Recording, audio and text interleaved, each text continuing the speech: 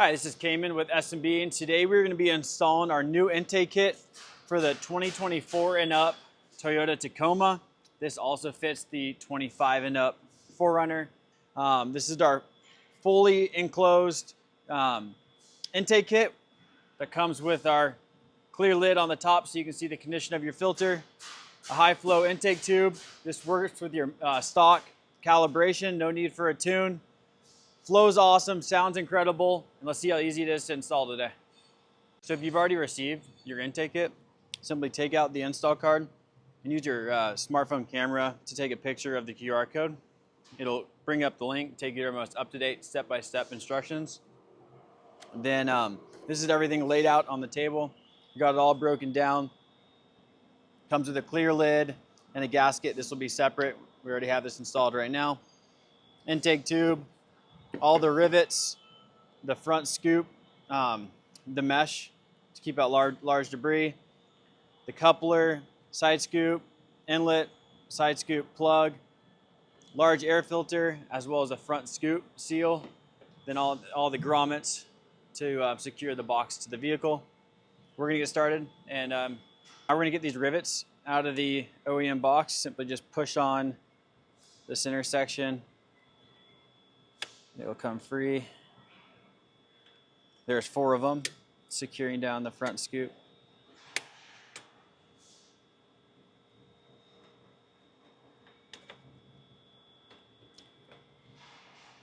These aren't going to be reused.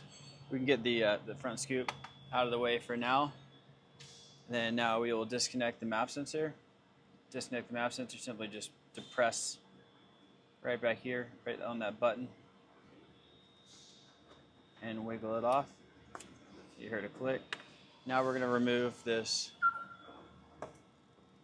rivet right here. Get under it. That comes off.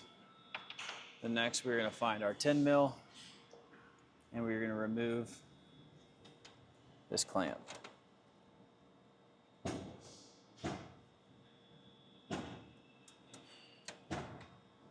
Once this clamp is removed, we will be free to remove the OEM intake. Now we're going to pull the intake tube off. It likes to stick a little bit. I do have it loose enough.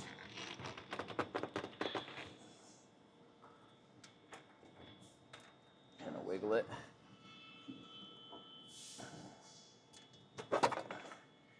Then the whole assembly will come out of the vehicle. And we are going to reuse this MAF sensor, so we can get this removed right now at this point with just a Phillips head.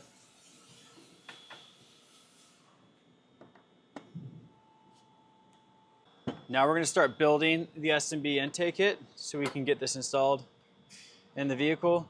These 2 smaller rivets are for the front 2 rivets. We'll get to those later. But you can find these bigger rivets. Get these lined up.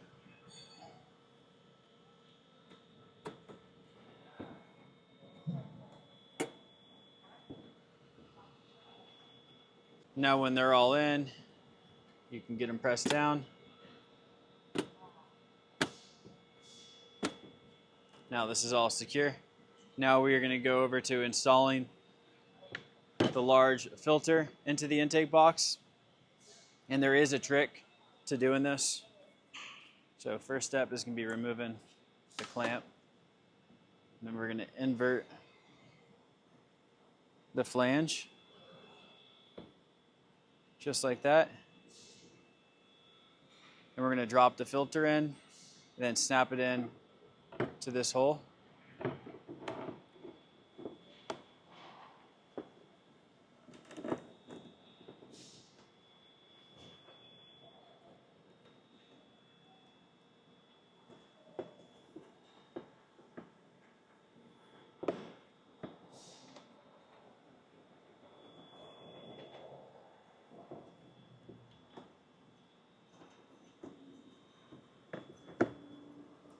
And after we have the flange pulled out, we'll snap it into the intake box.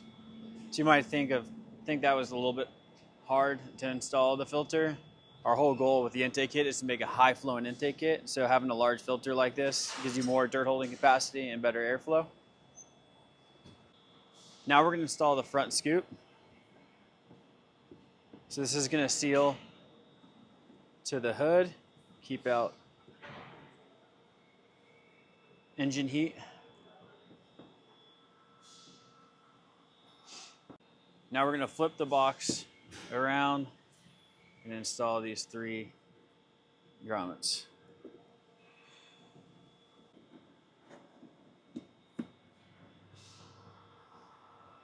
Your S&B kit comes with 2 tubes, and depending on which trim you have will determine the tube that you use. So if you have a TRD Pro or a Trail Hunter, you will use AL1523-00. And if you have any of the other trims, like a SR5 or a Pre-Runner or a TRD Sport, you will use AL1524-00. Now we're going to install the MAF sensor into the intake tube with our MAF pad and MAF gasket. And the cool thing about these sensors is there's no way to install them incorrectly. They only go one direction. If you try to put it in the incorrect direction, the bolts wouldn't line up. But to save some time, that chamfered edge lines up there, that chamfered edge, then the chamfered edge on the gasket as well. And these are longer bolts we include. Drop those in place.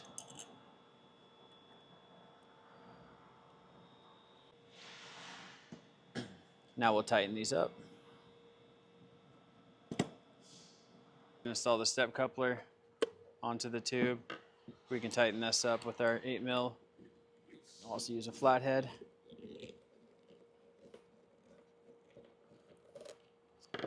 And we'll bring our box back. Then we do have our clamp installed. We can get this installed. And I'm going to tighten it up just a little bit so it doesn't fall out as I'm putting it into place.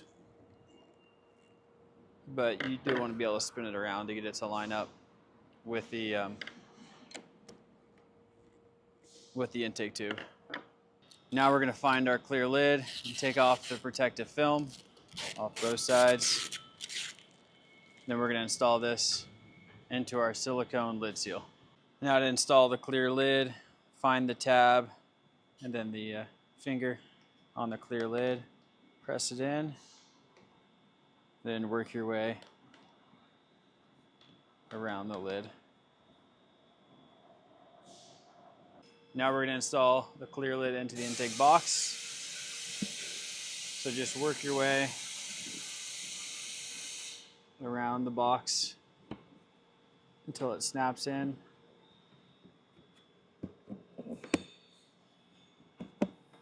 Okay, now it's all locked in and we're ready to install the intake kit into the vehicle. Now that we have the intake box ready to be installed in the vehicle, we're going to decide between a side inlet and a side plug. The side inlet allows you to use the opening and the fender to get even more airflow. It's also going to sound a little bit louder than if you went with the plug. The plug is, again, to be for a quieter ride. If it's me, I personally would want to run it open all the time for the best airflow and best performance. That's why you kind of bought the intake kit in the first place.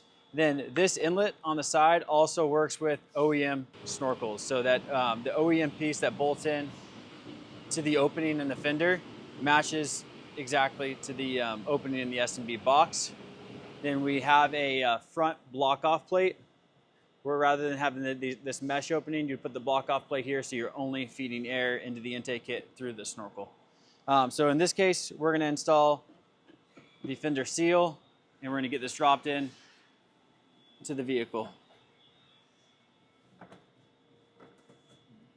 So we have those grommets on the bottom of the box. We're going to get those lined up.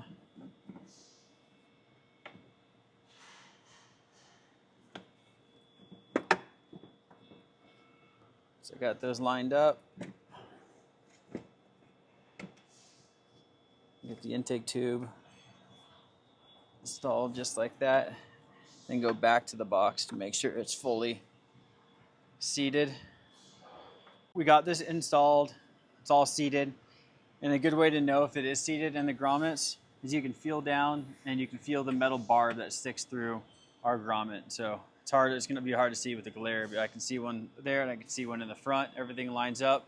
And now we just need to get our front scoop riveted into place.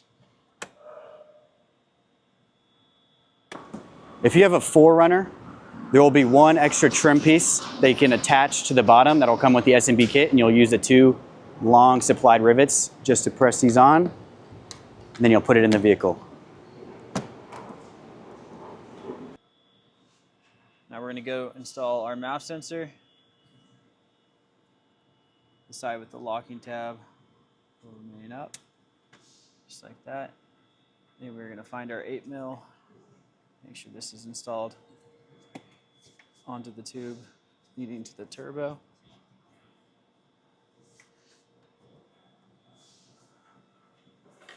We'll get this tightened down as well.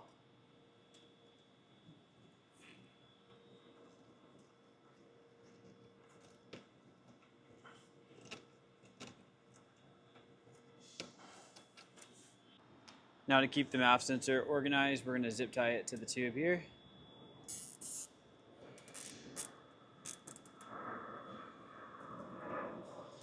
Still leaving enough slack on that MAF sensor. Take some snips, cut the zip tie there. Installation's complete. Again, we're pulling from the same location as the factory here. And again, we opted for the additional side scoop inlet there, so we're getting even more airflow to the side there. Ginormous, huge air filter that you can see through the clear lid, knowing when the filter is dirty. Also looks great in the engine bay. And then our tube uses the stock MAF calibration and feeds your turbo with more dense air. Let us know if you have any questions, and thanks for watching.